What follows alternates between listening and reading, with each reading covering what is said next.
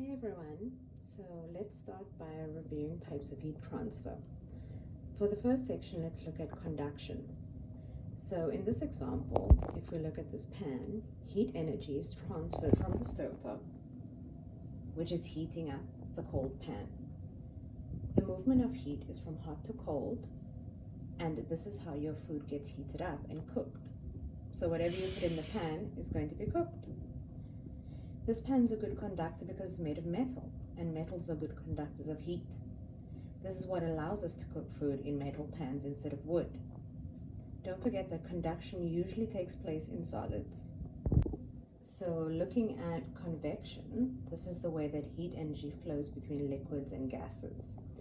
So if we change this from the pan, the previous example, to this pot of water, okay, there's no water in mine, but if there was water, we'd see when the water starts to boil, it bubbles. Because the heated particles rise to the top, and as they hit the cooler air on the surface, they sink.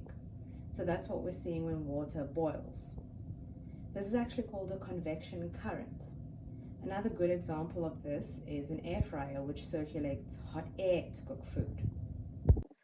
So the last type of heat transfer is radiation. So that's the transfer of heat via electromagnetic waves.